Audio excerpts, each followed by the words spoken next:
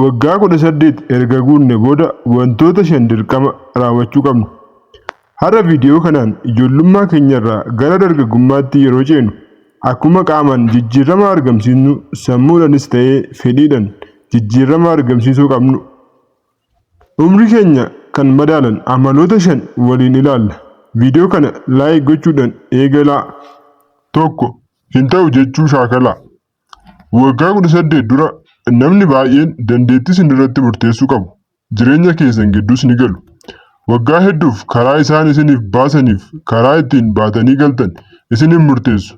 Waggaa 18 erga guutteen booda hin ta'u jechuu ofiin murteessuu jireenya keenyaaf itti gaafatamummaa fudhachuu shaakaluu qabdu. Yoo dogongortan adabbii, yoo milkooftan badhaasa fudhachuudhaaf of qopheessaa. Kan isiniif dhiyaate hunda ishiin jedhin kun amala haarawaa horachuu qabdudha. 2. Dhiifama ofiif gochuu. Yaada kanan kaaseef kana booda jireenya keessan keessatti yeroo chaalenjiin adda addaa isin mudatudha. Kanaaf wantoonni yeroo isin mudatan dhiifama ofiif gochuu eegalaa. Yeroo kanatti nama waan taataniif ni dogongortu. Baay'ees ni balleessitu. Kanaaf dhiifama ofiif gochuudhaan murtii sirrii hanga murteessitutti murtii sirriin kan dhufu muuxannoo irraayi. Muuxannoo sirrii hanga qabaattanitti yeroo yeroodhaan dhiifama ofiif godhaa.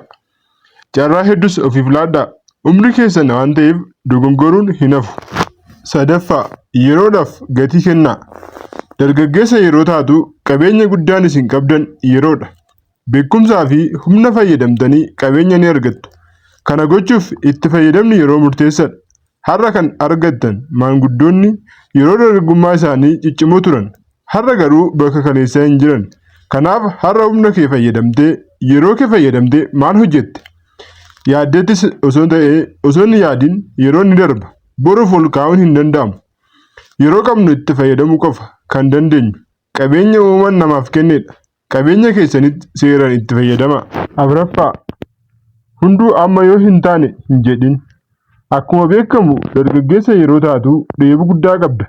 Bakka ga'uu barbaaddu fi hawwii guddaa qabaatta. Kanaaf waan kamiyyuu milkeessuu akka dandeessu ni amanta. Garuu rakkoon jiru ni ariifattu. Xiqqoo irraa eegaluu hin barbaaddu. Yaadadhu karaan qaxxaamuraa suuta jettee deemuu ta'uu danda'a. Wanti hundi yeroo tokkoon yoo hin taane hin jedhin obsa qabaadhaa.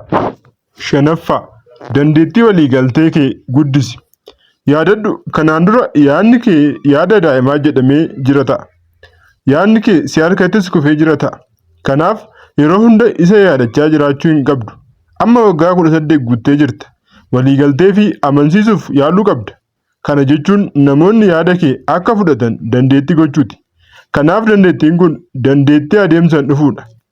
Yaadonni keessan kaleessa kufaa ta'uu danda'u. Garuu obsaan dandeettii keessan guddisuu qabdu.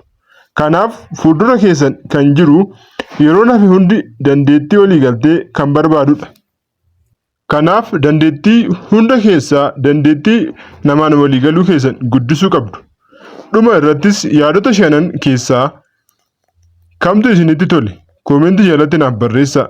Yoo isinitti tole viidiyoo kana laayik godhaa. Yeroo biraa akka wal arginuuf immoo yuutuubii kana sabiskiraayib godhaa. Miseensa ta'aa. Yeroo gaarii.